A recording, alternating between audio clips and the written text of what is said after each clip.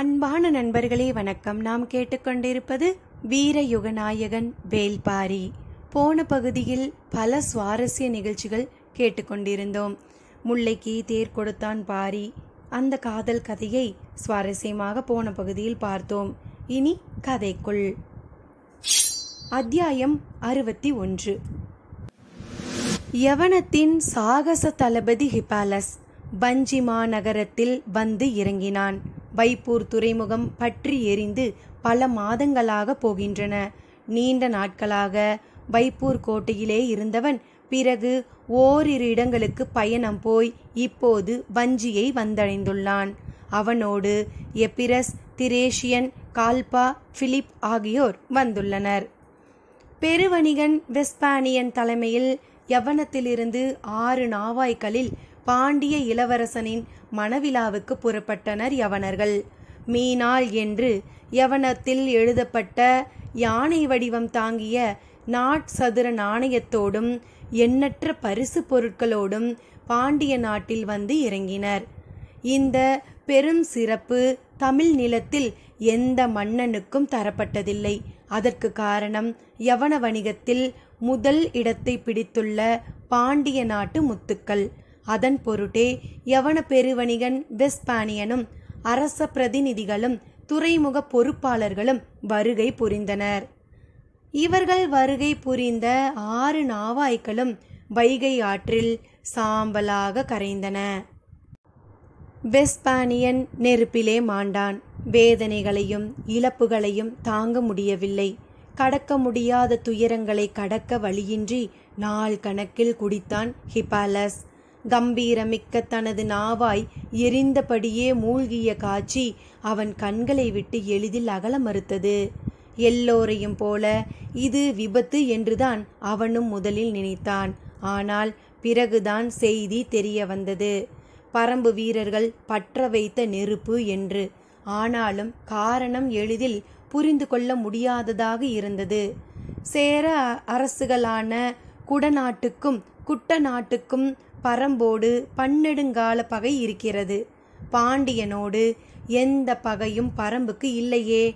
பிறகு ஏன் பரம்பு வீரர்கள் இந்த கொடுஞ்செயலை செய்ய வேண்டும் என்பது விளங்கிக் கொள்ள முடியாததாக இருந்தது. காரணம் அறியாமல் வைப்பூர் கோட்டையை விட்டு வெளியேறுவதில்லை என்ற முடிவோடு இருந்தான்.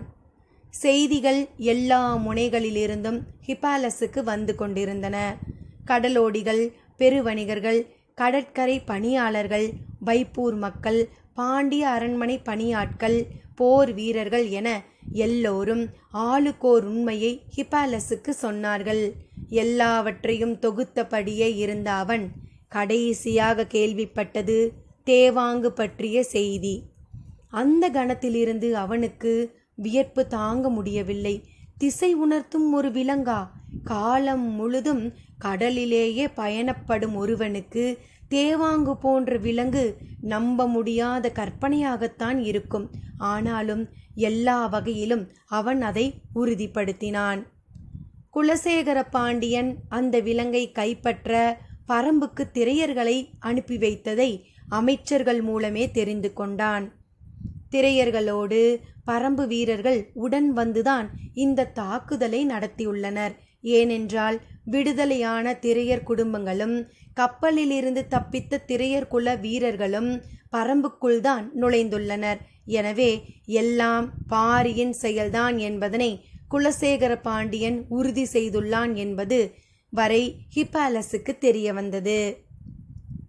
ஆனாலும் அந்த விலங்கை பார்க்காமல் அவனால் நம்ப முடியவில்லை. அந்த விலங்குகள் எல்லாம் பரம்பு வீரர்களால் மீட்கப்பட்டு விட்டதாகவும் மிஞ்சிய சில நெருப்பிலே எரிந்து விட்டதாகவும் சொன்னார்கள். ஒன்றிரண்டாவது எஞ்சியிருக்காதா என்று ஹிப்பாலஸ் தொடர்ந்து முயன்றான். அவன் முயற்சி வீண் போகவில்லை. வைப்பூர் துறையில் நெருப்பு பற்றுவதற்கு முன்னரே 2 கலங்கள் துறையை விட்டு வெளியேறியுள்ளன. இரளித்தீவுக்கும் தெங்கின் தீவுக்கும் பயணமான அவை இரண்டிலும் தேவாங்குகள் இருந்திருக்கின்றன. சூழ்கடல் முதுவன் யாரும் அறியாதபடி நள்ளிரவுக்கு முன்னதாகவே அந்த கலங்களை வெளியேற்றியுள்ளான் என்பதனை ஹிப்பாலஸ் அறிந்தான். எப்படியாவது அந்த களங்களில் உள்ள தேவாங்குகளை பார்த்துவிட வேண்டும் என்று பெரும் முயற்சி செய்தான். வைப்பூரிலிருந்து கொற்கைக்கு வந்தவன் சிறிய வடிவிலான வங்கத்தை எடுத்துக்கொண்டு இரளித்தீவுக்கு புறப்பட்டான். அங்கு போய் சூழ்கடல் முதுவனுக்கு நம்பகமான வணிகத் தோழனிடம் அதிகப்படியான விலை பேசி தேவாங்கை கைப்பற்றினான். அதை பார்த்த கணத்திலிருந்து இப்போது வரை அவனது வியர்ப்பு நீங்கவே இல்லை. கடலின் எல்லாவித ஆபத்துக்களையும் நீக்கும் தேவதை இது என அவன் தேவாங்கை வர்ணித்தான். இப்படி ஒரு விலங்கு இருக்கும் செய்தி யவனத்தை எட்டுமானால் உலகெங்கும் இருக்கும் கடல் வணிகர்கள் அனைவரும் பாண்டிய நாட்டை முற்றுகையிட தொடங்கிவிடுவர். மற்றவர்கள் அறியும் முன் இந்த விலங்கை நாம் கைப்பற்ற வேண்டும் என்ற முடிவுக்கு வந்தான் ஹிப்பாலஸ். இரளித்தீவிலிருந்து மீண்டும் கொற்கைக்கு திரும்பிய அவன் நேராக மதுரைக்கு சென்றான். குலசேகர பாண்டியனை கண்டு பேசிவிட்டுதான் இப்போது வஞ்சி மாநகருக்கு வந்துள்ளான். அவனது வருகை உதயஞ்சேரலுக்கு தெரிவிக்கப்பட்டது. யவனத்தின் பெருமைமிகு வணிகர்களும் கடல் பயண சாகச தளபதிகளும் வந்துள்ளதை மகிழ்வோடு வரவேற்றான் உதயஞ்சேரல். அவனுடைய உற்சாகத்திற்கு இப்போது கூடுதல் முக்கியத்துவம் இருந்தது. வணிக போட்டியில் சேரனின் மிளகை பாண்டியனின் முத்து கடந்து முன் சென்று விட்டது. எனவே யவன வணிகர்களின் முதல் மரியாதை பாண்டியனை நோக்கியே கடந்த சில ஆண்டுகளாக இருப்பதை யாவரும் அறிவர். அதன் பொருட்டே பாண்டிய இளவரசனின் மணவிழாவுக்கு யவனத்திலிருந்து சிறப்பு ஏற்பாடோடு பலரும் வந்து பங்கெடுத்தனர். ஆனால் வைப்பூரில் பற்றிய தீயால் யவன வணிகர்களுக்கு பேரிழப்பு ஏற்பட்டுள்ளது. பாண்டியனின் நட்பெயரில் அழிக்க முடியாத கரும்புகை படிந்துவிட்டது. வைப்பூரில் ஏற்பட்ட இழப்பிலிருந்து எந்த ஒரு வணிகனும் எளிதில் மீண்டுவிட முடியாது. பாண்டியனால் ஏற்பட்ட கசப்பையும் கண்ணீரையும் கடலோடிகளால் எளிதில் கடந்துவிட முடியாது. நெருப்பின் சூட்டை கடல் மறக்க நீண்ட காலம் ஆகும். அதுவரை வஞ்சி நகரே வணிகத்தின் தலைவாசலாக இருக்கும் என்று கணித்தான் உதயஞ்சேரல். வைப்பூரில் பற்றிய நெருப்பு பாண்டிய பேரரசுக்கு பெருங்கலங்கத்தை உருவாக்கியது உண்மைதான். ஆனால் யவன வணிகர்கள் கடுஞ்சினம் கொண்டிருந்தது உண்மைதான். ஆனால் இரளித்தீவுக்கு போய் தேவாங்கை ஹிப்பாலஸ் நேரில் பார்த்த பிறகு நிலைமை தலைகீழாக மாறிவிட்டது. அதனால்தான் அவன் மீண்டும் கொற்கைக்கு திரும்பினான். மதுரைக்கு போய் குலசேகர பாண்டியனை கண்டான். கடும் குற்றச்சாட்டை பகிர்ந்து கொள்வதற்காகவே அவன் திரும்பி வந்திருப்பதாக குலசேகர பாண்டியன் நினைத்தார். ஆனால் ஹிப்பாலஸ் தங்களை கண்டு நன்றி சொல்லவே வந்தேன் என்றான். பேரரசுக்கு விளங்கவில்லை. காலம் முழுவதும் கடலிலேயே வாழ்வை கழிக்கும் கடல் மனிதன் நான். திசையறியும் ஆற்றல் கொண்ட விலங்கு ஒன்று இருக்கிறது என்பதனை கண்டறிந்ததற்காகவே உங்களை கண்டு நன்றி சொல்ல வந்தேன். பாண்டிய நாட்டு வானியல் அறிஞர்களின் ஆற்றல் பற்றி நிறையவே கேள்விப்பட்டுள்ளேன். எமது நாட்டின் மூத்த அறிஞர்கள் பாண்டியர்களை பற்றி எண்ணற்ற குறிப்புகளை எழுதி வைத்துள்ளனர். நாட்டை 365 பாகங்களாக பிரித்து நாள்தோறும் ஒவ்வொரு பாகத்தில் குடியிருப்பவர்கள் அரசுக்கு திரை கட்ட வேண்டும் என்று விதி செய்தவர்கள் பாண்டியர்கள். பல தலைமுறைக்கு முன்பே ஆண்டை நாள் கணக்கில் துல்லியமாக பகுத்து அதை நிர்வாகத்தோடு இணைத்த அறிவு பாண்டியர்களுடையது என எழுதி வைத்துள்ளனர். உங்களின் வானியல் ஆற்றலை நாங்கள் கேள்விப்பட்டுள்ளோம். ஆனால் திசை காட்டும் விலங்கொன்று இருக்கிறது என்பதனை கண்டறிந்த உங்களின் பேரறிவுக்கு எங்களின் மரியாதையை செலுத்துகிறோம். நீங்கள் கண்டறிந்தது மகத்தான ஒன்று. கடல் இருக்கும் வரை இந்த கண்டுபிடிப்புக்காக பாண்டிய பேரரசின் புகழை உலகம் பாடும் என்றான் ஹிப்பாலஸ். அவமான உணர்வால் துவண்டு போயிருந்த குலசேகர பாண்டியனுக்கு மீண்டும் புத்துணர்வு ஊட்டுவதாக இருந்தது ஹிப்பாலஸின் பேச்சு.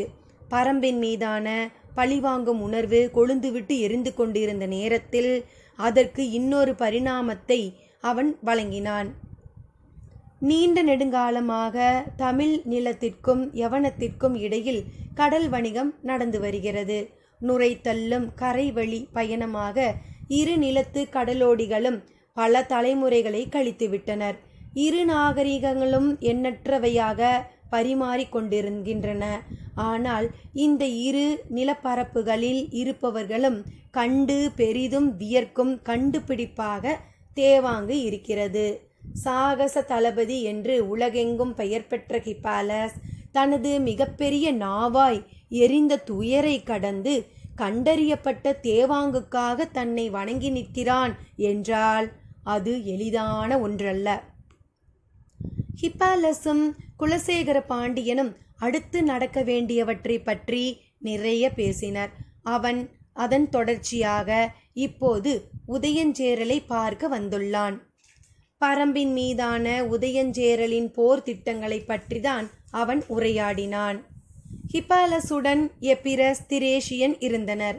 குடநாட்டு அமைச்சன் கோளூர் சாத்தான் கொள்ளிக்காட்டு விதையை பெற்றுத்தருவதாக கூறி பரம்புக்கு சென்று பாரியிடம் வணிகம் பேசியதையும் அதன் பொருட்டு கை துண்டிக்கப்பட்டதையும் கூறிய அவர்கள் குடநாட்டினர் இப்போது உதயஞ்சேரலோடு இணைந்து பரம்புக்கு எதிராக செய்யும் முயற்சியையும் பகிர்ந்து கொண்டனர்.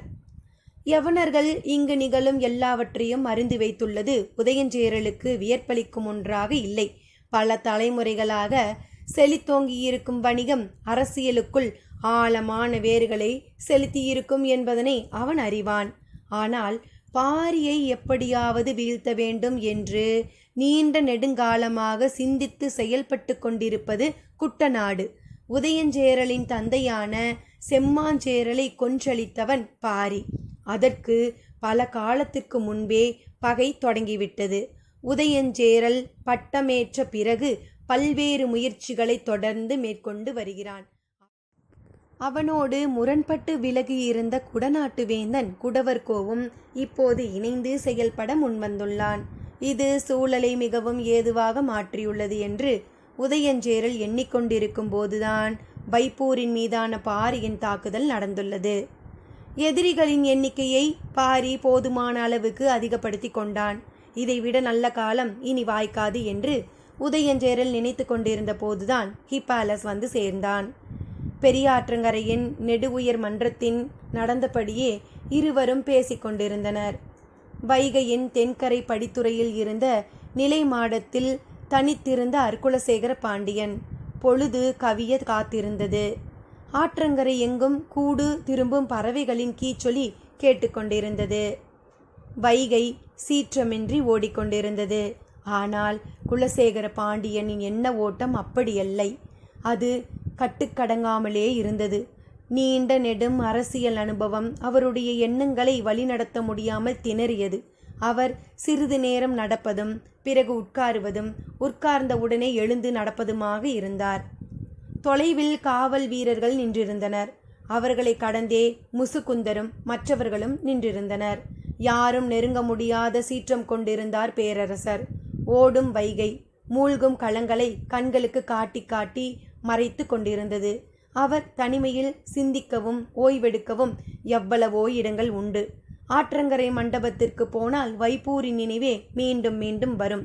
எனவே அதை தவிர்க்கலாம் என்றுதான் பலரும் சொல்லி பார்த்தனர். ஆனால் பேரரசர் வேறு எங்கும் போகாமல் தொடர்ந்து இங்குதான் வருகை தந்தார். அதற்கு காரணமும் இருந்தது. பாரியின் புகழ் நிலமெங்கும் பரவி இருந்தது. அது ஆள்வோருக்கு இயல்பாக பொறாமையை உருவாக்கி இருந்தது. இடைவிடாது பாடித் திரியும் பாணர்கள் தங்கள் குரல் நாளங்கள் விடைப்புற்று வழியெடுக்கும் போதும் பாரியை பற்றியே பாடுகின்றனர். சொற்களுக்குள் உருளும் பாரியின் நினைவு குரல் நாளங்களுக்கு இதம் தருவதாக பாணர் குலமே கருதியது. தோற்பறையை நெருப்பிலே சூடேற்றி ஒளி எழுப்பும் பக்குவத்திற்கு கொண்டு வருதல் போல பாடி களைத்த குரல் நாளங்களை மீண்டும் பாடும் பக்குவத்திற்கு கொண்டு வர பாரியை பற்றிய பாடல்கள் உதவி செய்வதாக பேசினார்கள்.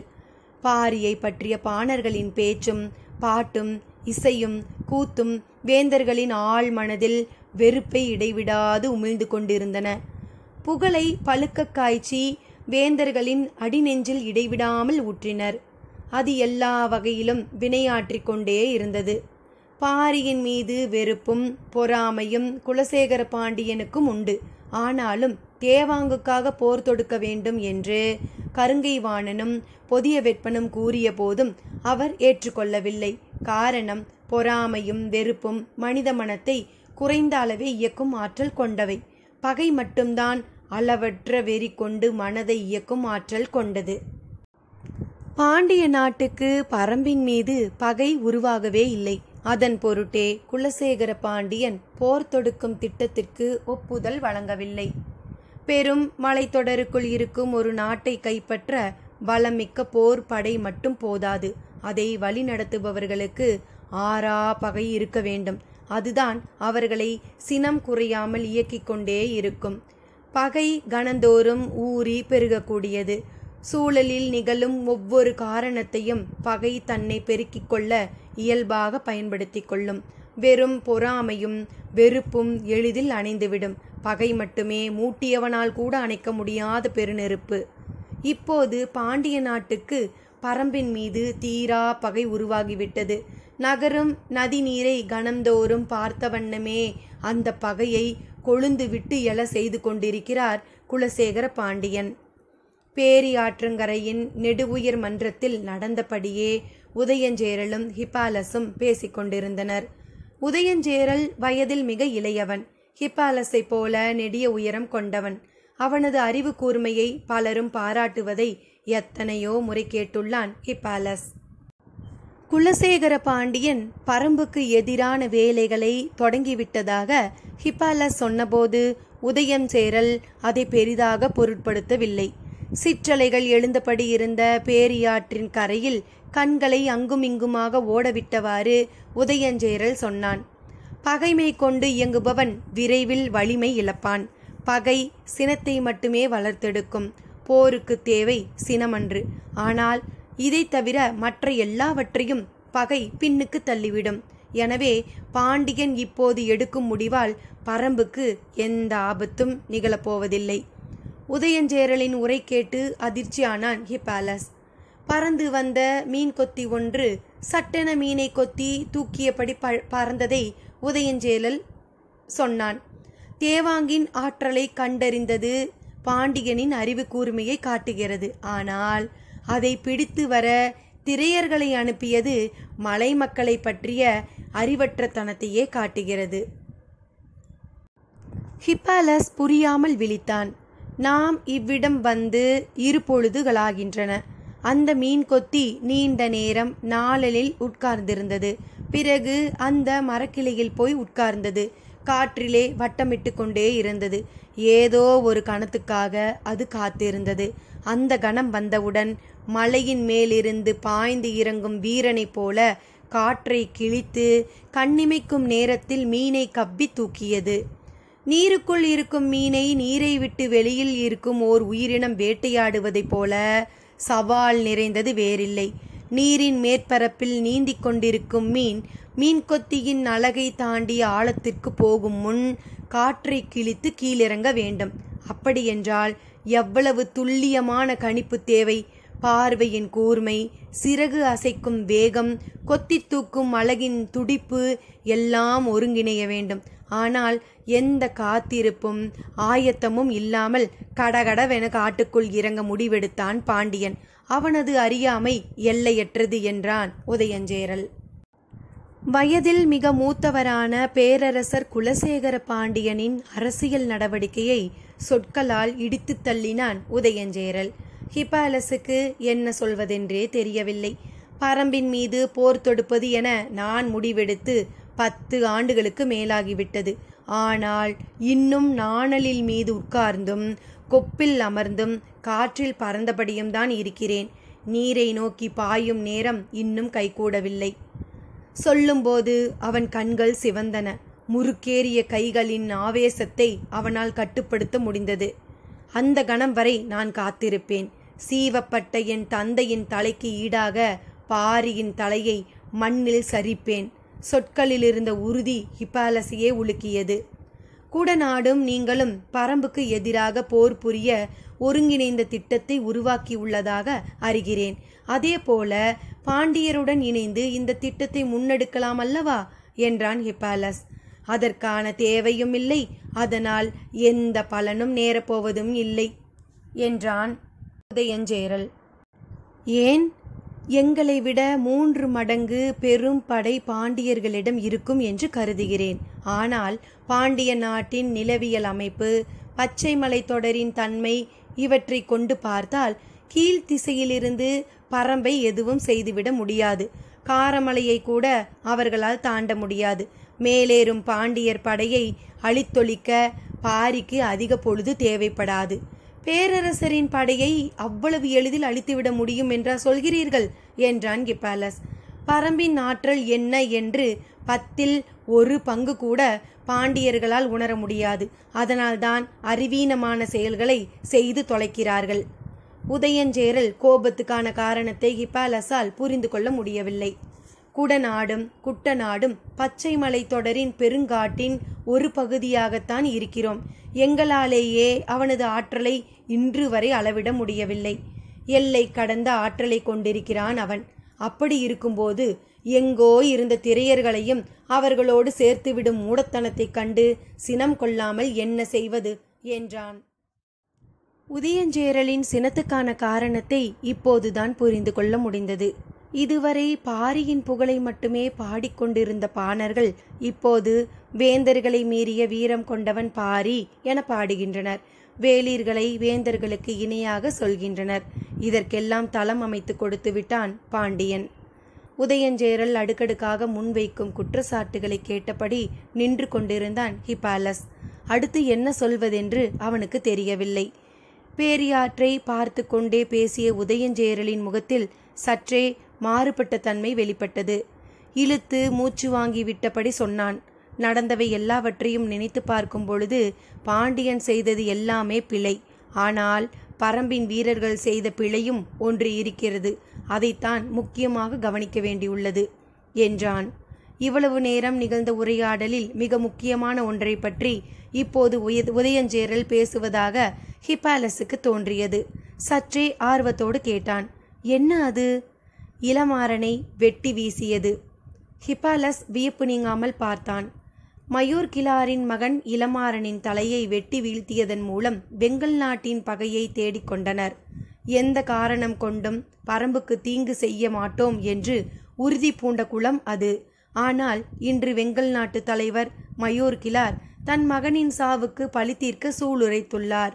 வெங்கல் நாட்டின் பல ஊர்கள் பச்சை மலைத்தொடரில் உள்ளடங்கியுள்ளன. பரம்பின் ஊர்கள் பலவற்றோடு அந்த மக்களுக்கு நல்ல உறவு உள்ளது. இது எங்களுக்கு கூட கிடைக்காத வாய்ப்பு. ஹிப்பாலஸின் கண்கள் அசைவற்று அவனையே பார்த்து கொண்டிருந்தன. உதயஞ்சேரல் இறுதியாக சொன்னான். குலசேகர பாண்டியன் சரியாக திட்டமிடுபவனாக இருந்தால் பாரியின் முடிவை தீர்ப்பவனாக மயூர் கிளாரை மாற்ற முடியும் என்றான். அத்தியாயம் 62.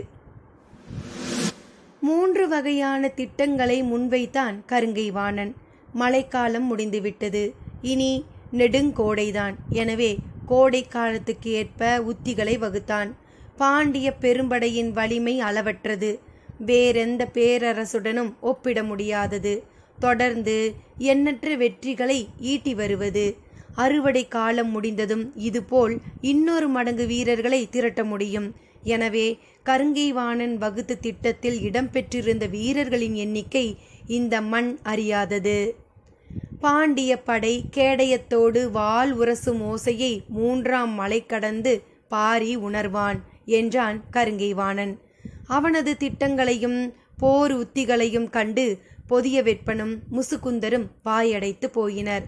திதியன் கருங்கை வாணனின் நிழல் போல் எந்நேரமும் உடனிருந்தான்.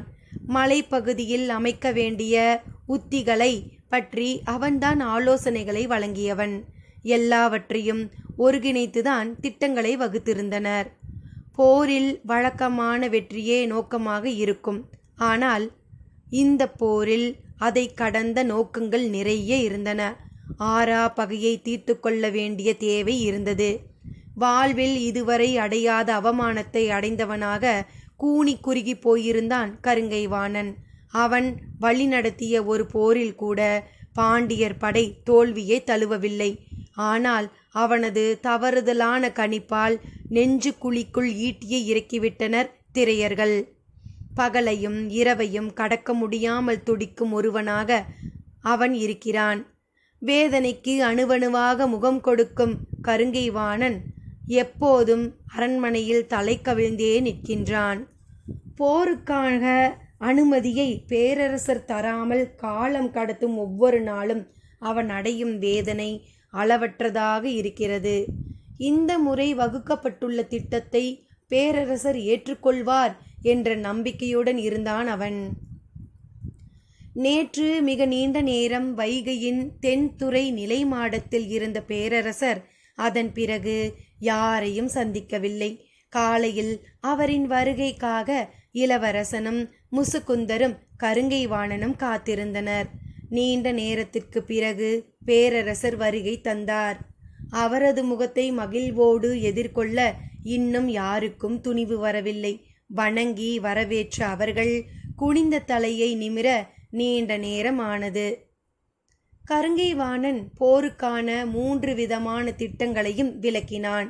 தோல் மடிப்புகளை ஒவ்வொன்றாக விரித்து விரித்து படை நகர்வுகளையும் தாக்குதலையும் மிகுந்த நிதானத்தோடு சொல்லிக் கொண்டிருந்தான். ஆனால் பேரரசர் கவனமாக கேட்பதைப் போல கூட காட்டிக்கொள்ளவில்லை. அவரின் கண் அசைவுகள் எல்லாவற்றையும் எளிதில் கடந்து போய்க் கொண்டிருந்தன. யாராலும் அவரை புரிந்து கொள்ள முடியவில்லை. அவர் எதிர்பார்ப்புதான் என்ன என்பது விளங்கிக் கொள்ள முடியாததாக இருந்தது. அவர் அடுத்த பணிக்காக அவையை விட்டு நீங்கிய போது கருங்கை வாணனும் பொதிய வெப்பனும் கூனி குறுகி போயினர். முசுகுந்தர் கலங்கிய முகத்தோடு அவருக்கு பின்னால் போய்க் கொண்டிருந்தார். முன்பு போல் கலங்கி போயிருக்கவில்லை பொற்சுவை. அவளின் முகம் தெளிவு கொண்டு இருந்தது. காலம் எல்லாவற்றையும் கற்றுக் கொடுக்கும். கற்றுக்கொள்ளும் சுவை அறிந்தவர்களுக்கு கணக்கின்றி கற்றுக் கொடுக்கும். வெளிமாடத்தில் நின்றபடி சக்கரவாக பறவை பறந்து சென்ற திசையை பார்த்து கொண்டே இருந்த காலம் முடிந்துவிட்டது என்பதை உணர்ந்தாள். தன்னுள் தன்னை சுற்றியும் என்னதான் நடக்கிறது என்பதனை அறியத் தொடங்கினாள். வைப்பூரில் நெருப்பு பற்றிய செய்தி வந்தபோது அரண்மனையே அதிர்ச்சியில் உறைந்து போயிருந்தது. ஆனால் அவள் அதிர்ச்சியடைய அதில் ஒன்றும் இல்லை. நெருப்பினும் கொடும் அழிவை அகவாழ்வில் கண்ட ஒருத்திக்கு நெருப்பின் சூடு புதியதாக தாக்க என்ன இருக்கிறது? மூழ்கிய கலங்களை பற்றியும் மிதந்த சாம்பலை பற்றியும் நாள் கணக்கில் பேசினர். அதற்கு வெகு நாட்களுக்கு முன்பிருந்தே அவள் அதைத்தான் பார்த்து கொண்டிருந்தாள். ஏறக்குறைய அவளின் அனைத்து கனவுகளுக்கும் அதுதான் நிகழ்ந்தது. எந்தவித மிச்சமுமின்றி நிகழ்ந்தது. வைப்பூருக்காவது வைகை மிஞ்சியது.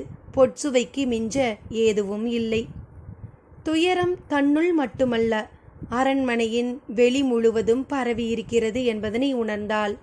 குலசேகர பாண்டியனும் பொதிய வெப்பனும் சூழ்கடல் முதுவனும் ஒரு சேர மனமுடிந்து கிடப்பதாக கேள்விப்பட்டாள். மேல் மாடத்தில் வீற்றிருந்த அவளை வைகையின் இளங்காற்று தழுவி கடந்தது. நெருப்பும் துயரமும் தன்னை நோக்கி வர மறுப்பதை அறிந்தபோது வைகை நெருக்கமாக இருப்பதாக உணர்ந்தாள். அழிவு நீக்கமர நிகழ்ந்துவிட்டது. மணவாழ்வின் நினைவு பரப்பெங்கும் துயரம் பரவி கொண்டிருப்பதை பற்றி எல்லோரும் பேசிக்கொண்டிருந்தனர். எல்லாவற்றையும் அமைதியுடன் கவனித்தபடி இருந்தாள். நீண்ட தனிமை அவளுக்கு தேவைப்பட்டது. தனித்திருத்தல் அவளின் இயல்புக்கு முற்றிலும் மாறானது. ஆனாலும் அதற்குள் புகுந்தாள். நீண்ட நாட்களாக சுகமதியை கண்டு பேசவில்லை. மாதங்கள் சில ஓடிய பிறகு இப்போதுதான் சுகமதியை அழைத்து வரச் சொல்லி பணிப்பெண்களை அனுப்பினாள். பின்தொடர்ந்து போன முசுகுந்தர் விரைந்து நடந்து அவரை அணுகவும் முடியாமல் மிகவும் பின்தங்கியும் விடாமல் நடந்து வந்தார். அதாவது பேரரசருக்கு பின்னால் அமைச்சர் நடந்து வருகிறார் என்பதனை பேரரசர் உணரக்கூடிய நிலையில் வந்து கொண்டிருந்தார். முசுகுந்தரின் மனம் பேரரசரை புரிந்து கொள்ள இடைவிடாது முயன்று கொண்டிருந்தது. வைப்பூரில் நிகழ்த்தப்பட்ட தாக்குதலால் பாண்டிய நாட்டின் புகழில் நிரந்தரமான கரை விழுந்துவிட்டது என்று பலரும் பேசுகின்றனர். அதை செய்தவர்கள் அழித்தொழித்தால் மட்டுமே இந்த கரையை அகற்ற முடியும். பேரரசரின் புகழை நிலைநாட்ட முடியும். ஆனால் பேரரசர் ஏன் தாக்குதலுக்கான அனுமதியை கொடுக்க மறுக்கிறார்? வைப்பூர் துறைமுகத்தை புதுப்பிக்கும் பணியை உடனடியாக செய்ய வேண்டும். முன்னிலும் பெருந்துறைமுகமாக அதை வடிவமைக்க வேண்டும் என்று வெள்ளிக்கொண்டார் கேட்டதற்கும் பேரரசர் அனுமதி வழங்கவில்லை. பேரரசின் வலிமை என்பது அளிக்கப்பட்ட ஒன்றை அதைவிட பல மடங்கு சிறப்போடு கட்டி எழுப்புவதில்தான் உள்ளது. துறைமுகம் என்பது செல்வத்தின் கண். நாம் அதை விரைந்து செப்பனிட வேண்டும் என்று வெள்ளிக்கொண்டார் கேட்டுள்ளார். எரித்தவனை அழிக்காமல் எரிக்கப்பட்ட பொருளை மீண்டும் அலங்கரிக்க நினைப்பது அவமானம் என்று கூறியுள்ளார் பேரரசர். அப்படியென்றால் பாரியை வீழ்த்திவிட்டு தான் வைப்பூரை புதுப்பிக்கும் பணியை செய்யும் முடிவோடு இருக்கிறார் என்பது புரிகிறது. பிறகு ஏன் படையெடுப்புக்கான எந்தவித அனுமதியும் வழங்க மறுக்கிறார் என்பதனை புரிந்து கொள்ள முடியாமல் முசுகுந்தரின் மனம் தவித்தது. பேரரசர் சித்திரக்கால் மண்டபத்திற்குள் நுழைந்தார். குழம்பிய மனதோடு அவரின் பின்னாலேயே போன முசுகுந்தர் அரசரை பார்க்க அனுமதி கேட்டு பணியாளனை உள்ளே அனுப்பினார். சுகமதி உள்ளே நுழைந்தாள். கார்கால பள்ளியறையிலிருந்து வேனிற்கால பள்ளியறைக்கு இளவரசி மாறப்போவதால் இங்கிருந்து அங்கு எடுத்து செல்ல வேண்டிய பொருட்களை பணிப்பெண்கள் எடுத்துக்கொண்டிருந்தனர். சுகமதியை பார்த்ததும் உள்ளறைக்கு போய் செய்தி சொன்னால் ஒருத்தி. உள்ளிருந்த பொற்சுவை மாளிகையின் நடுமண்டபத்திற்கு வந்தாள். வேலை செய்து கொண்டிருந்த பணிப்பெண்கள் இடம் விட்டு வெளியேறினர். நடுவில் இருந்த பெரும் கட்டிலில் பட்டு மெத்தை படுக்கையின் மீது செந்நிறப்பட்டால் வடிவமைக்கப்பட்ட எளிமயிர் போர்வை ஒழுங்கற்ற மடிப்போடு கிடந்தது. அதை பார்த்து கொண்டே சுகமதியின் கண்கள் சட்டென திரும்பி உள்நொழியும் பொற்சுவையை பார்த்தன. பார்த்த கணத்தில் இயல்பான பேச்சு தொடங்கியது. கார்காலம் முடிந்துவிட்டது. எனவே வேனிற்கால பள்ளியறைக்கு இளவரசி இடம்பெயர்வது அரண்மனை வழக்கமாம். அதற்கான வேலைகள் செய்து கொண்டிருக்கின்றனர் சுகமதி என்றாள். சற்றே மெல்லிய குரலில் எல்லாம் வழக்கப்படிதான் நடக்கின்றனவா என்று கேட்டபடி இடப்புறமாக திரும்பி ஒழுங்கற்ற போர்வை மடிப்பை பார்த்தாள் சுகமதி. அசட்டு சிரிப்போடு பொற்சுவை சொன்னாள், நானும் உன்னை போல்தான் நினைத்தேன். இதே கேள்வியை எனக்குள் கேட்டுக்கொண்டேன். சுகமதிக்கு புரியவில்லை.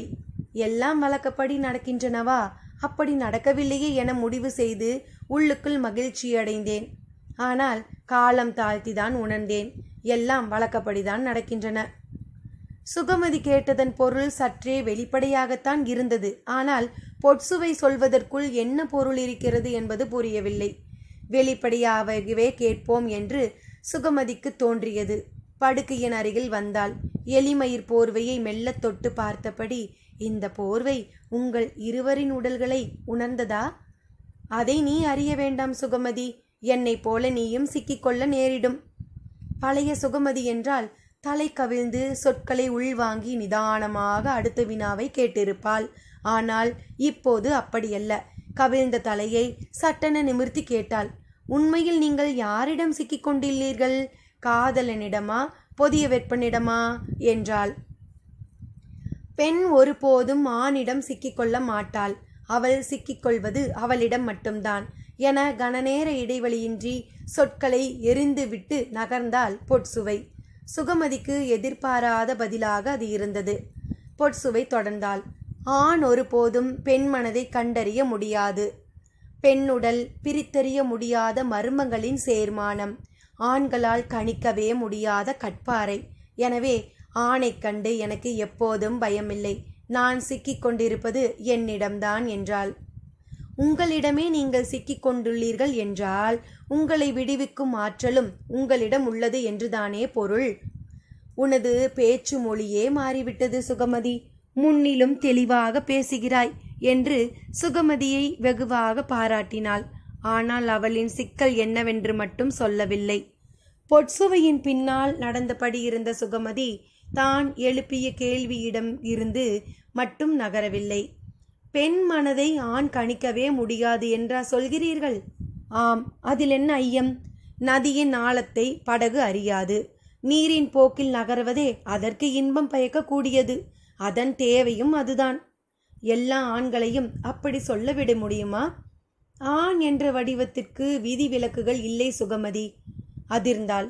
அவளது முகம் பொற்சுவை சொல்வதை ஏற்றுக்கொள்ள முடியாமல் திணறியது.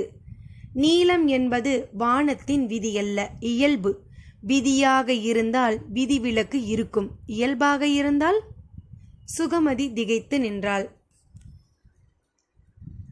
காரணம் புரியாத திகைப்பிலும் குழப்பத்திலும் இருந்து முசுகுந்தர் மீளவில்லை. உத்தரவுக்கு கட்டுப்பட்டு நீண்ட நேரம் காத்திருந்தார். பேரரசரின் அழைப்பை பணியாளன் வந்து சொன்னான். உள்நுழைந்தார் முசுகுந்தர். பேரரசரை பார்த்துவிட்டு சிலர் வெளியேறினர். அவர்கள் யாரென முசுகுந்தரால் அறிந்து கொள்ள முடியவில்லை. யாராக இருக்கும் என்ற சிந்தனையிலேயே பேரரசரின் முன் வந்து நின்றார். வந்து நின்ற கணத்தில் பேரரசர் கேட்டார், நாம் செய்த பிழை என்ன அமைச்சரே?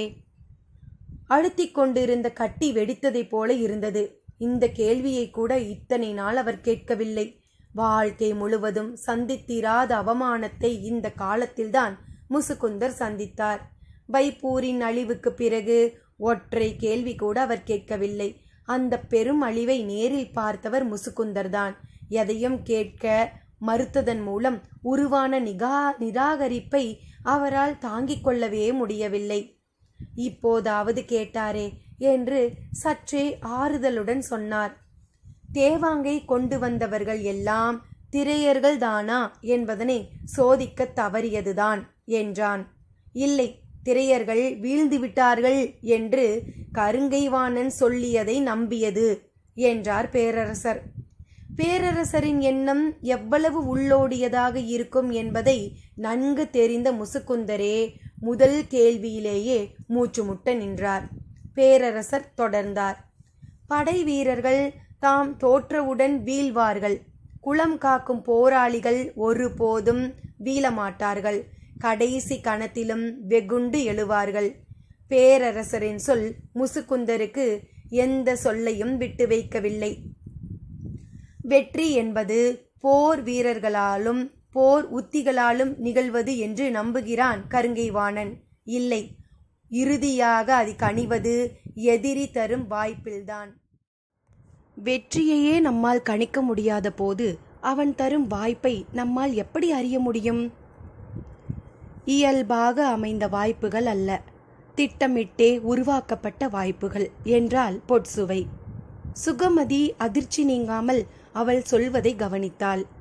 மணவிழா காலத்திலும் மணம் முடித்த பிறகும் இளவரசர் நாட்டிய பெண் நீலவல்லியுடன் மட்டுமே இருந்தார்.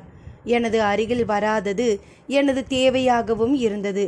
எனவே அந்த நாட்களை எனது விருப்ப நாட்களாக அமைத்து கொண்டேன். நான் நானாக இருப்பதால் கிடைக்கும் இன்பம் பறிக்கப்படாமல் இருந்தால் மகிழ்ச்சிதானே. அந்த மகிழ்ச்சி எல்லையின்றி நீடித்தது. ஆனாலும் உள்ளுக்குள் ஓர் ஐயம் உருவாகியபடியே இருந்தது. எல்லாவற்றிற்கும் விதி செய்துள்ள இந்த பேரரசில் இதற்கு மட்டும் விதியின்றி இருக்காதே, விதியை மீறி செயல்பட வாய்ப்பில்லையே என தோன்றியது. சிறிது சிறிதாக விசாரித்தேன். அரண்மனை போல உண்மைகள் எளிதில் ஒளிகுமிடம் வேறுண்டா என்ன? முழு உண்மையும் வெளிப்பட்டது. பொற்சுவை என்ன சொல்ல வருகிறாள் என்பதனை திகைப்போடு கவனித்தாள் சுகமதி. இளவரசனுக்கு மனைவி மீது காதல் கூடாது. அது நாணத்தக்க நடத்தை. காதல் மரியாதையை உருவாக்கும், மரியாதை பணிவை உருவாக்கும். மனைவியிடம் பணிவது போல் இழிச்செயல் இன்னொன்றில்லை. மனைவியின் அன்புக்கும் அழகுக்கும் பணிவது ஆண்மை அல்ல. மனைவி மீது மோகம் கொள்ளுதல் அரச நடவடிக்கையிலிருந்து அவனது சிந்தனையை மாற்றும். பொற்சுவை சொல்வதை சுகமதியால் உள்வாங்க முடியவில்லை. அவள் தொடர்ந்தாள். இதையெல்லாம் தான் இளவரசனின் அகவாழ்வு பற்றி அரண்மனையில் உருவாக்கப்பட்டுள்ள விதிகள். ஆனால் காமத்தை விதிகளால் கட்டுப்படுத்த முடியாது என்பது அவர்களுக்கும் தெரியும். எனவே காமம் கொண்டே அதை ஒழுங்குபடுத்த விதியமைத்து கொண்டனர்.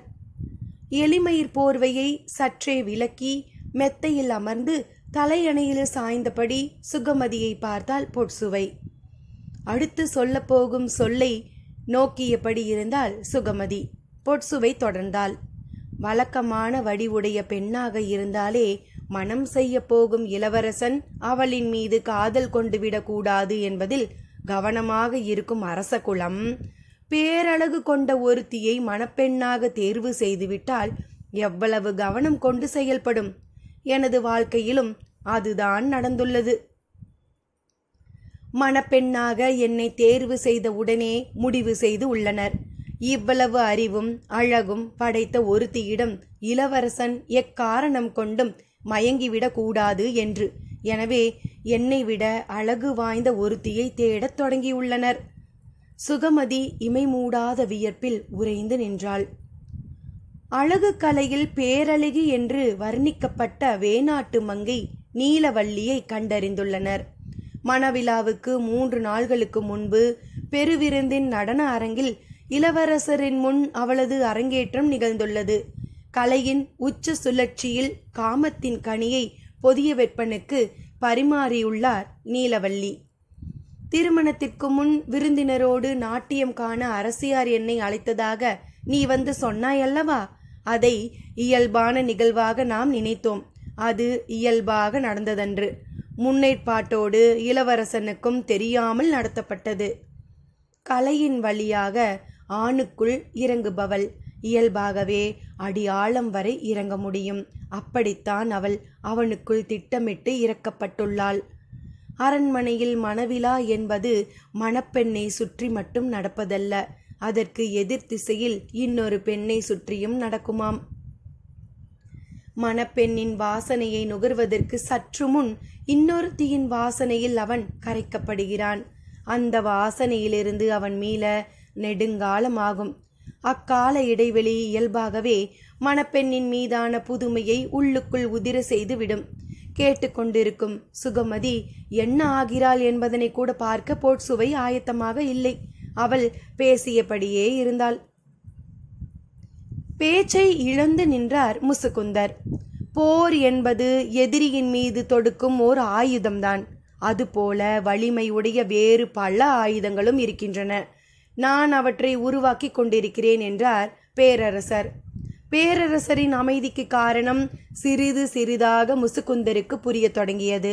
அவர் பல வழிகளில் இயங்கிக் கொண்டிருக்கிறார். புதிய வழிமுறைகளையும் அதற்கான மனிதர்களையும் அவர் கண்டறிந்து விட்டார் என்பது தெரிகிறது. ஒருமுறை பாதிப்பை உருவாக்கிவிட்டால் அனைவரின் மீதிருக்கும் நம்பிக்கை எப்படி பொய்த்து போகிறது என்பதனை வெட்கத்தோடு ஏற்றுக்கொள்பவராக முசுகுந்தர் தலை கவிழ்ந்து நின்றார். பேரரசர் தொடர்ந்தார். இம்மண் காணாத பெரும் படையோடு நிற்கும் கருங்கை வாணன் நான் ஏவப்போகும் ஒற்றை ஆயுதம்தான். அதை பொருத்தமான நேரத்தில் பயன்படுத்துவேன். ஆனால் மற்ற ஆயுதங்களை உருவாக்க சற்றே காலம் தேவைப்படுகிறது.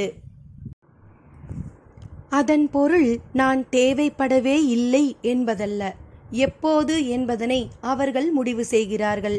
கலங்கி போயிருந்த சுகமதி அவள் பேச்சை உள்வாங்கும் வலிமையற்று நின்றாள். பொருத்தமான நேரத்தில் பயன்படுத்தச் சொல்லி உத்தரவிடப்பட்டதால் சில நாட்களுக்கு முன் அவர் இங்கு வந்தார். சொல்லி நிறுத்தினாள் பொற்சுவை. என்ன நடந்தது என கேட்க சுகமதிக்கு துணிவு வரவில்லை. அமைதியானாள். ஆனால் பொற்சுவையிடமிருந்து எந்த சொல்லும் வரவில்லை. அமைதியே நீடித்தது. கொடும் அமைதியை பொறுக்க முடியாமல் பொற்சுவையை நிமிர்ந்து பார்த்தாள். அவளோ படுக்கையில் படுத்தபடி மாளிகையின் மேற்கூரையை பார்த்து கொண்டிருந்தாள். ஏன் திடீரென பேச்சை நிறுத்திவிட்டாள் என்று எண்ணியபடி சுகமதியும் அண்ணாந்து மேற்கூரையை பார்த்தாள். அமைதி நீடித்தபடியே இருந்தது. மெல்லிய குரலில் பொற்சுவை கேட்டாள். மேலே வரையப்பட்டுள்ளது என்ன தெரியுமா? அண்ணாந்து பார்த்தபடியே சுகமதி சொன்னாள். விண்மீன்களும் கோல் மீன்களும் வரையப்பட்டுள்ளன. மெத்தையில் சாய்ந்து படுத்து நிலை கொத்தி அதை பார்த்தபடி பொற்சுவை சொன்னாள். அது புதிய வெப்பன் பிறந்த போதிருந்த வானியல் அமைப்பு. இந்த அமைப்பு கொண்டவன் தனது வழித்தோன்றல்களை உருவாக்குவதற்கான காலக்குறிப்பு உள்ளதாம். அதை கணித்தே அவன் இந்த அறைக்கு அனுப்பப்பட்டான். அதிர்ச்சியிலிருந்து மீள முடியாத சுகமதி எலி மயிர் போர்வையிலிருந்து மெல்ல கைகளை விலக்கினாள். அசைவறிந்து அதை பார்த்தபடி பொற்சுவை சொன்னாள். அப்படி என்னால் விலக்கிவிட முடியாதே சுகமதி. கதற வேண்டும் என தோன்றியது. கட்டுப்படுத்த முயன்றாலும் கண்கள் பீரிடத் தொடங்கின. வேட்டை விலங்கை கண்டு எந்த விலங்கும் அழுவதில்லை சுகமதி. வேட்டையின் ஒரே விதி போராடுதல் மட்டும்தான். சொல்லியபடி படுக்கையிலிருந்து எழுந்தாள்.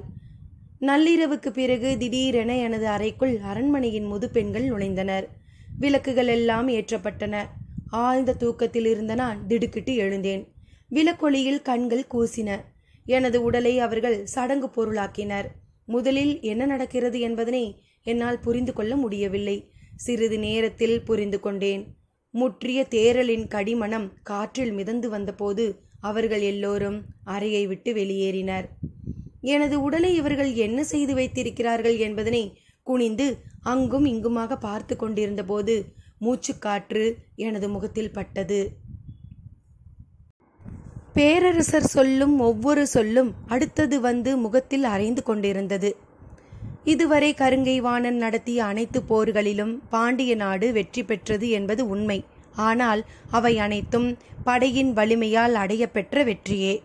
தளபதியின் வலிமையாலும் தந்திரத்தாலும் அடைந்த வெற்றி என எதுவுமில்லை. திரையர்களை வெற்றி கொண்டதற்கு திதியனே காரணம். பேரரசர் இதை சொல்வது எதற்காக என முசுகுந்தரால் புரிந்து கொள்ள முடியவில்லை. ஆனால் சொல்லை அத்துடன் நிறுத்திய பேரரசர் எழுந்து முசுகுந்தரை ஒரு பார்வை பார்த்தபடி அவை விட்டு அகன்றார். இந்த சொல்லுக்கு என்ன பொருள்? இந்த பார்வைக்கு என்ன பொருள்? கருங்கைவாணன் போதிய திறமை கொண்டவன் அல்லன் என்று சொல்கிறாரா, அல்லது அவனை மட்டுமே நம்பி படை நடத்த முடியாது என்று சொல்கிறாரா? திதியனின் தந்திரத்தை பாராட்டுகிறாரா? அவர் பயன்படுத்திய இந்த சொற்களின் வழியாக நான் புரிந்து கொள்ள வேண்டியது என்ன? மற்றவர்களுக்கு நான் சொல்ல வேண்டிய செய்தி என்ன?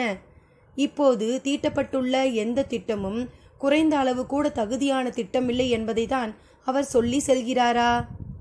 சிந்தித்தபடியே நீண்ட நேரம் அந்த இடம் விட்டு அகலாமல் அப்படியே நின்றார் முசுகுந்தர். எவ்வளவு நேரம்தான் அப்படியே நிற்பாய்? வா என்று கைப்பிடித்து இழுத்தாள் பொற்சுவை. உயிரற்ற ஒருத்தியாய் அவளின் இழுவைக்கு உடன் போனாள் சுகமதி. பரவி கிடப்பது அடர் இருள் என்றாலும் அதிகாலையில் செவ்வொளி பரவத்தானே செய்யும். முழுமையாக வேட்டையாடி பட்டதாக உணர்ந்த பிறகுதான் இன்னொன்றையும் உணர்ந்தேன். சுகமதியின் உயிரற்ற கண்கள் அவளை நோக்கி மெல்ல புருவம் உயர்த்தின. எவ்வளவு வேட்டையாடப்பட்டாலும் என்னிடம் இருக்கும் எதையும் எடுத்து சென்று விட முடியாதல்லவா? மறுநாள் காலை நிலைக்கண்ணாடி முன் வெகுநேரம் நின்றேன். மெல்ல புன்னகைத்து பார்த்தேன். எனது புன்னகை என்னிடம்தான் இருந்தது. நான் எதையும் இழக்கவில்லை என்று உணர்ந்த போதுதான் என்னை வேட்டையாட முடியாது என்பதனையும் உணர்ந்தேன். பேசியபடியே கைப்பிடித்து இழுத்து கொண்டே படிகளில் ஏறினாள்.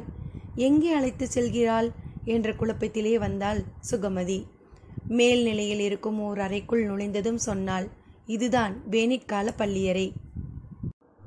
பொற்சுவை சொன்னதும் சட்டென தலை நிமிர்த்தி மேற்கூரையை பார்த்தாள் சுகமதி. அங்கேயும் வானியல் காட்சிகள் வரையப்பட்டு இருந்தன. நெற்றியில் வடிந்த வியர்வையை துடைத்தபடி பொற்சுவையை பார்த்தாள். இது நான் பிறந்த வானியல் அமைப்பை குறிக்கும் ஓவியம். மூர்ச்சை கொண்டு நின்றாள் சுகமதி. மெல்லிய சிரிப்போடு சொன்னாள் பொற்சுவை, ஒருவேளை இனி எனது வேட்டைக்கான காலமாக இருக்குமோ? அத்தியாயம் 63.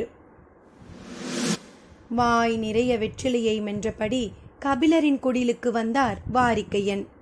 காலையிலே பெரியவர் வந்துள்ளாரே என வேகமாக வெளியில் வந்து திண்ணையில் உட்கார்ந்தார் கபிலர்.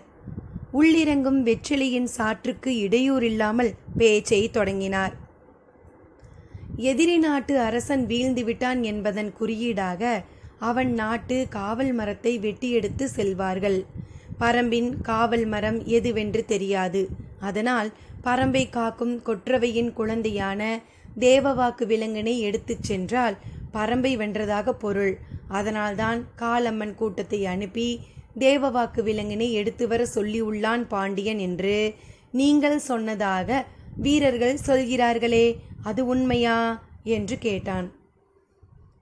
மெல்லும் வெற்றிலையை இடப்புறமாகவும் வலப்புறமாகவும் ஒதுக்கியபடியே பக்குவமாக பேசினார் வாரிக்கையன். வெற்றிலையின் சிறப்பு மெல்லுகிறவரின் வாயில் எவ்வளவு ஊறுமோ அதே அளவு அருகில் இருப்பவரின் வாயிலும் ஊறும். கபிலர் கை நீட்டும் பொழுதே வாய் அசைய தொடங்கிவிட்டது. வாரிக்கையன் ஒவ்வொரு வெற்றிலையாய் எடுத்து கொடுத்தார். வாங்கி தடம் பார்த்து மடித்தபடியே கபிலர் சொன்னார், இதுவும் காரணமாக இருக்கலாம் என்றுதான் சொன்னேன், இதுதான் காரணம் என்று சொல்லவில்லை என்றார். இது காரணமாக இல்லாமலும் இருக்க வாய்ப்பிருக்கிறதா? இருக்கிறது. 3 வெற்றிலைகளை ஒன்றாக மடித்து இடது கடவாயின் கடைசி பல்லுக்கு கொடுத்தபடி வாரிக்கையன் கேட்டார். என்ன அது? இந்த காரணத்திற்காக எடுத்து செல்லப்பட்டிருந்தால் அவற்றை ஏன் துறைமுகத்திற்கும் களங்களுக்கும் கொண்டு செல்ல வேண்டும்? யவனர்கள் விலங்குகளையும் பறவைகளையும் அவர்களின் நாட்டுக்கு வாங்கி செல்வர். சற்றே வேறுபட்டு இருக்கிறது என்பதால் இதனை வாங்கியிருக்கலாம் என்று கூட தோன்றும். ஆனால் நம் வீரர்கள் சொல்லும் குறிப்பை பார்த்தால் தேவவாக்கு விலங்குகளை யவன நாவாய்க்களில் ஏற்றியதாக தெரியவில்லையே. தமிழ் வணிகர்களின் களங்கள்தானே ஏற்றப்பட்டுள்ளன. எப்படி இவையெல்லாம் யவன நாவாய்க்கள் இல்லை என உங்களால் சொல்ல முடிகிறது? எல்லாம் பட்டறிவு கணக்குதான். உங்கள் வாய்க்குள் போகும் வெற்றிலைகள் மட்டும் ஆண் வெற்றிலைகளாக இருக்கின்றன அல்லவா? அதுபோல அறிவை தன்னியல்பாக்கிக் கொள்வதுதான்.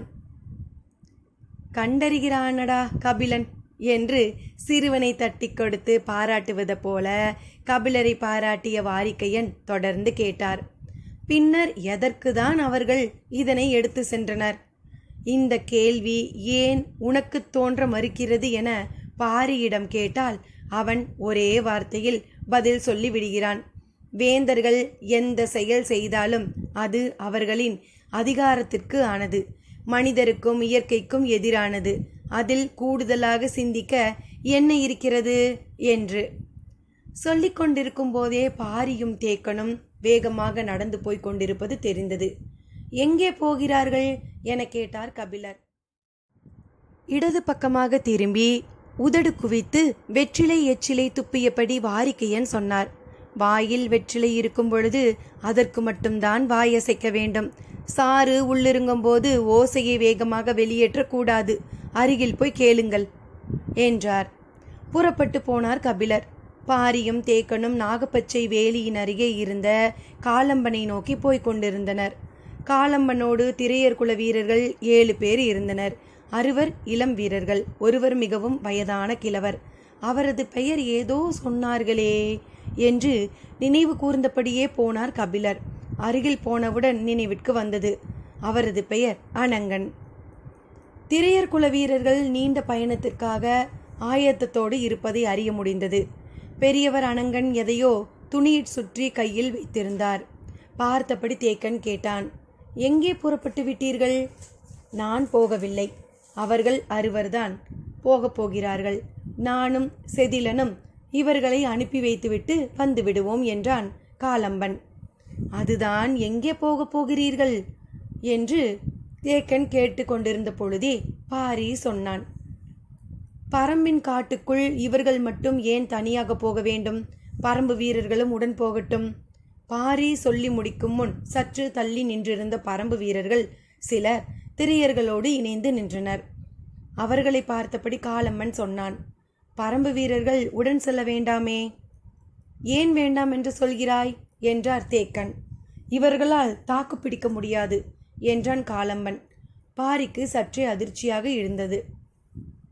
காடறியும் பயிற்சி முடித்த சிறந்த வீரர்கள் இவர்கள் என்றான் தேக்கன். காலம்பன் மீண்டும் சொன்னான், செய்ய போகும் வேலைக்கு அவர்களால் ஈடு கொடுக்க முடியாது, அதனால் தான் வேண்டாம் என்கிறேன். என்ன வேலைக்கு தான் போகிறார்கள்? சற்றே வேகமாக இருந்தது தேக்கனின் குரல். காட்டெருமைகளின் மந்தைக்குள் நுழைய போகிறார்கள். என்னது? காட்டெருமைகளின் மந்தைக்கா?